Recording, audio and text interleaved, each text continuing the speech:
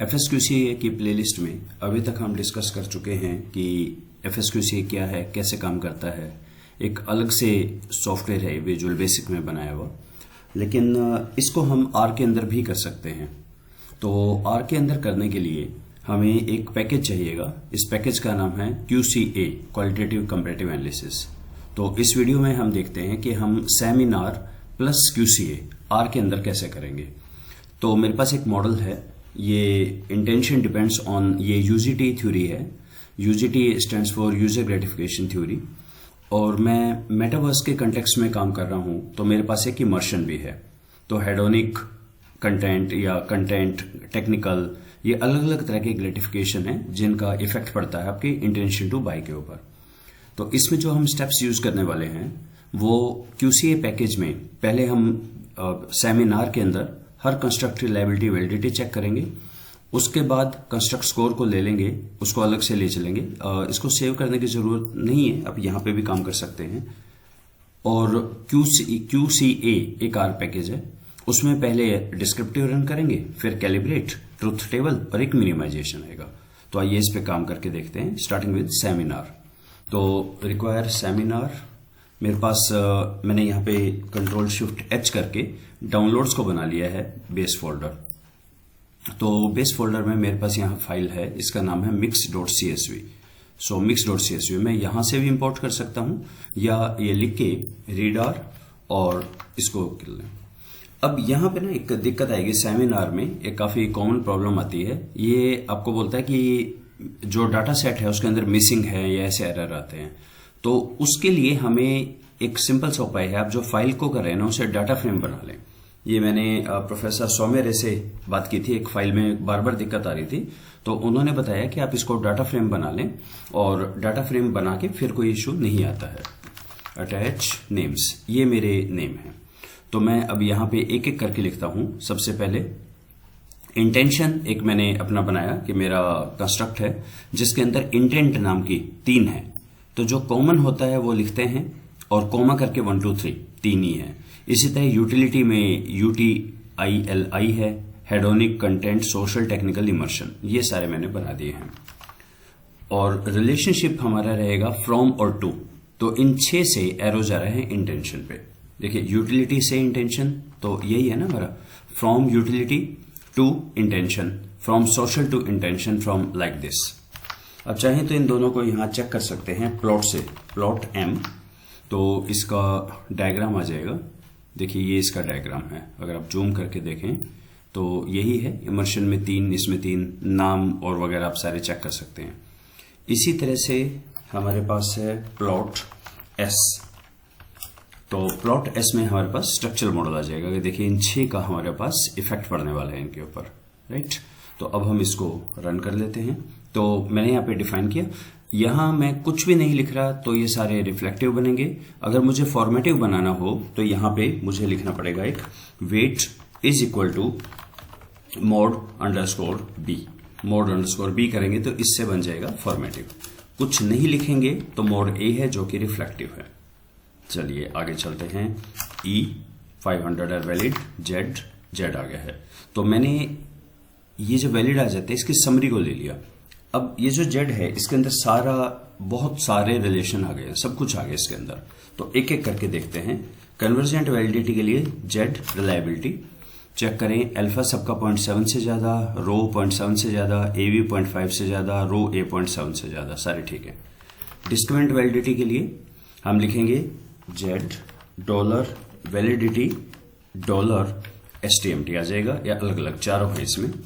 तो STMT check करें, 0.85 से छोटी है सारी वैल्यू, थोड़ा सा ये 2 में ज्यादा लग रही है, अदरवाइज तो छोटा ही है सारा। नेक्स्ट फॉर्नर-लेकर क्राइटेरिया, जो डायगोनल एलिमेंट है, दोबारा देखें इसे, जो डायगोनल एलिमेंट है जैसे 0.864 इन सबसे ज्यादा, 837 रो और कॉलम में सबसे ज्यादा। कंटेंट का, अच्छा ये क्या चीज है, √ABE, कंटेंट का जो ABE होगा उसका √ है ये, ठीक है। ये हम अलग प्लेलिस्ट में बात कर चुके हैं, तो इसलिए मैं इसको अभी स्किप कर रहा हूं।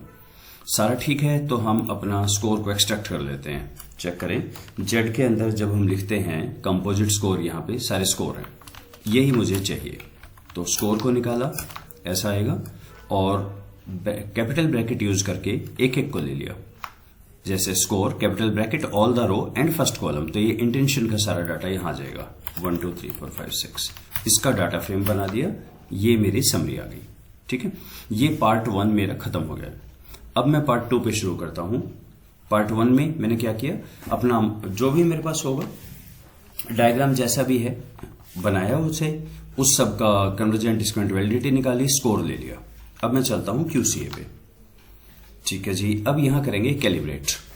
सबसे पहले तो अब मैं यहां पे DF के ऊपर काम करूंगा, जिसमें मेरे स्कोर आ गया, कंस्ट्रक्ट स्कोर। कंस्ट्रक्ट स्कोर को अगर आप एक बार चेक करें, सबका मीन 0 है और ये लगभग -3 से 3 के बीच होते हैं, यहां थोड़ा सा बाहर भी जा रहा है। तो मुझे क्या करना है, कैलिब्रेट पहला, DF डॉलर, टाइप फजी रहेगा, थ्रेशोल्ड, ये इंपॉर्टेंट है। मुझे E मतलब लोअर वैल्यू, ये मतलब मीन, और ये हायर वैल्यू। तो देखिए लोअर वैल्यू यहां 3503 E की वैल्यू, C की वैल्यू तो 0 ही रहेगी, और हायर वैल्यू है 9041। लॉजिस्टिक्स ट्रू, डिजिट्स ट्रू, ऐसे ही लिखना है मतलब सब में। तो आपका जो भी स्कोर आए, समरी निकालने के बाद, एक्चुअली आप ये बोल सकते हैं समरी जो है वो यहां होनी चाहिए, क्योंकि वो इसका पार्ट है तो वही, लेकिन यहां तक तो सेम कर दिया हमने। अब मैंने इसकी समरी निकाली। ये कौन सा पार्ट किया मैंने, ये मैंने कर दिया रन डिस्क्रिप्टिव, समरी फंक्शन है यहां पे, हो गया। अब मैं कर रहा हूं next part which is calibrate. ठीक है, कैसे, एक तो lower value, minimum, mean value और मैक्सिमम वैल्यू।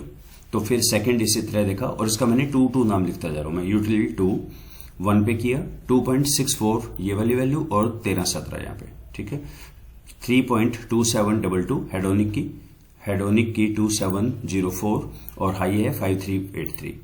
इसी तरह से ये वाली वैल्यू, आई होप सारी वैल्यूज मैच कर रही है। मैं लास्ट और चेक कर लूं, हाँ जी सारी मैच कर रही है। सो नाउ कैलिब्रेट, ये सारे मेरे कैलिब्रेटेड आ गए, उनका मैंने बना दिया जेड चेक करें, तो जेड के अंदर आप चेक करें, मेरी सारी वैल्यू ये 0 से 1 के बीच आ गई। जो हाईएस्ट वैल्यू थी वो मेरी 0.95 हो गई है, जो लोएस्ट थी वो 0.05 हो गई है, एंड सो ऑन। इस पे हम करेंगे, अब नेक्स्ट पॉइंट है ट्रूथ टेबल। तो यहां पर है ट्रूथ टेबल, जेड डाला, आउटकम ये इंटेंट टू, कंडीशंस में सारे डाल दिए। इसका एक फॉर्मेट देख लीजिए, यहां पे इन्वर्टेड कॉमा सिर्फ एक बार लिखना है, सब उसके अंदर है, थोड़ा सा अलग है ये। अच्छा, ये बहुत इंपॉर्टेंट है, most important, sort by complete this मैंने कर दिया है। ये ट्रू लिखे या कैपिटल T लिखे की बात है। देखिए ये जब भी लिखेंगे ना, हमारा आउटपुट चेंज होता जाएगा। पहले मैं ट्रूथ टेबल बना दूं, और इसको मैंने किया मिनिमाइज। सो अब मेरा आ जाएगा कुछ आंसर। तो चल कैलकुलेट कर रहे हैं, ये मेरे आगे अलग अलग कॉम्बिनेशन। इस कॉम्बिनेशन को अब मैं चलता हूं वर्ड के अंदर, और यहां पे देखिए मैंने ये फ्लावर सा बना के बताया है। सबसे पहले मैंने कहा कंटेंट है, अकेले कंटेंट पे ध्यान दो, that is enough for the intention. 81% cases covered हैं। या यूटिलिटेरियन एंड हेडोनिक 2 पे फोकस करो, एक हो सकता है यूटिलिटेरियन और टेक्निकल पे फोकस करो। तो देखिए कुछ तो लोग हैं जो सिर्फ मेटावर्स में कंटेंट की वजह से जा रहे हैं, कुछ हैं जो सिंपल काम भी उनका हो रहा है, कुछ यूटिलिटी और फन भी हो रहा है वहां पे, कुछ हैं जो टेक्निकल यूटिलिटी के कारण जा रहे हैं, और कुछ हैं हेडोनिक और इमर्शन के कारण जा रहे हैं। तो देखिए आप चेक करिए, हेडोनिक इंपॉर्टेंट है, 2 बार आ रहा है, यूटिलिटी 2 बार आ रहा है, इमर्शन भी आ रहा है यहाँ पे। आगे देखें सोशल टेक्निकल, सोशल भी आ गया टेक्निकल के साथ, तो टेक्निकल यहाँ पे अब हमारा 2 बार टेक्निकल आ गया, 2 बार यूटिलिटी एंड सो ऑन। फिर ये 5, 6, 7 में एक इंटरेस्टिंग कॉम्बिनेशन बनता है, या तो आप सोशल इमर्शन पे ध्यान दें with lower value of utility will do, social immersion थोड़ा सा यूटिलिटी भी हो, या इमर्शन यूटिलिटी थोड़ा सा सोशल भी हो, या सोशल यूटिलिटी थोड़ा सा इमर्शन भी हो। ये 8 मेरे केसेस आ गए हैं। अब यहां 2 चीजें आपके लिए इंपॉर्टेंट है देखना। अगर मैं यहां 0.9 करता हूं तो देखिए ये आंसर मेरा बिल्कुल चेंज हो जाएगा। तो अब हो सकते हैं 1-2 वैल्यू आए या एक भी ना आए, ऐसे कॉम्बिनेशन। ओके, बहुत ज्यादा आ गए हैं, एक्चुअली बहुत ही ज्यादा आ गए हैं, ये इतने ज्यादा केसेस बन गए हैं। जब भी अगर ऐसा हो जाए तो ये 15 केस बन गए हैं। ओके, सो और देखें अगर मैं इसको कर देता हूं 0.92, अब चेक करें इसकी कट कहां पर लगाते हैं ये काफी इंपॉर्टेंट है, इससे थोड़ी सी सब्जेक्टिविटी आ रही है। अब भी 15 केसेस आ गए हैं ऊपर, हाँ जी यहाँ चेक करेंगे, शायद ये 15 केसेस आ रहे हैं। और अगर मैं इसे 0.8 वगैरह कर दूंगा फिर तो शायद बहुत ही ज्यादा केस आ जाएंगे। जितनी लोअर मैं करता जाऊंगा कट मेरा, उतने नंबर ऑफ केसेस बढ़ते जाएंगे। तो आपको सिर्फ एक ये करना है, ये वही चीज है जो अगर आप FSQCA सॉफ्टवेयर में काम करते हैं तो आप डिलीट एंड कोड करते हैं, और डिलीट एंड कोड के बाद ओ माय गॉड तो बहुत ही ज्यादा आ गए हैं, 21 कॉम्बिनेशंस आ रहे हैं इसके। अच्छा ये कुछ बहुत ज्यादा डिटेल देता है यहाँ पे, तो हमें पहली टेबल देखनी होगी, नहीं आ रही। जब भी इस तरह का केस आए ना, आपने सिर्फ ये कर देना है, इस वैल्यू को काफी हाई वैल्यू कर लीजिए यहाँ पे। ओके अच्छा यहाँ क्या लिखना है, डिटेल्स शो केसेस फॉल्स, वरना ये सारे केस दिखाएगा, रो डोमिनेशन ऑल्ट ये यही लिखिए यूज टिल्ड। तो ये हमारे केस आ गए हैं। नाउ एक फाइनली काम हम ये करके देख सकते हैं कि जैसे आपने कहा कि मुझे इसका इंटरप्रिटेशन क्या लिखना है, so let's go for that. हम चलते हैं यहाँ पे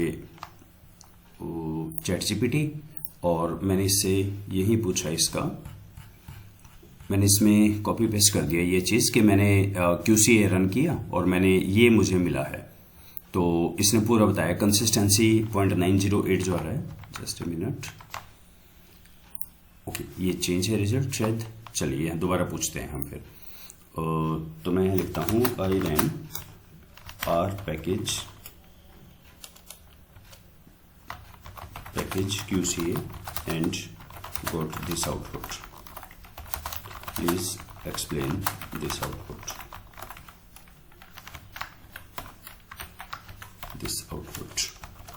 और इसको करें पेस्ट और एक ऊपर करेक्शन, this output. ओके तो इसको मैंने कहा कि अब बताओ ये है क्या चीज और इसका मीनिंग क्या है। तो ओके सॉल्यूशन दिस ठीक है, यहाँ और एंड इनका मीनिंग है, ठीक है। Inclusiveness indicates degree to which condition explains the outcome, ज्यादा होगा तो स्ट्रॉन्गर सपोर्ट है। PRI होता है proportional reduction in inconsistency, PRI ये इनकंसिस्टेंसी में कितना रिडक्शन किया है। COV हमारा है पर्टिकुलर कॉलम का आउटकम इज कवर्ड और unique coverage explained by that column. तो यहां पर 80% of the cases exhibit intention to, 80%, 0.9%. After removing the cases where outcome also happens, without this, it is reduced to 61%. ये 2, 3, overall 76% है। की take away, multiple sufficient path हैं इसके, या तो ये मल्टीपल में आ रहे हैं, ये काफी इंपॉर्टेंट है। Some combination include the law also, content to cover all this. अगर इसका कोई विजुअलाइजेशन देखना है या कुछ और चीजें से पूछ सकते हैं आप। तो इसका मतलब होगा हमारे पास मल्टीपल कॉम्बिनेशन है इंटेंशन के, जो स्मार्ट PLS नहीं दे पाता। यहां मल्टीपल कॉम्बिनेशन है, आप इन सब से जा सकते हैं।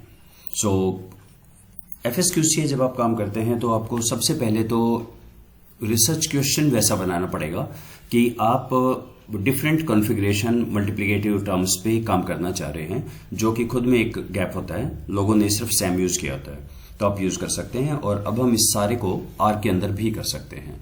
सो ये स्क्रिप्ट आपको इस वीडियो के नीचे मिल जाएगी। So let's stop here. Thank you.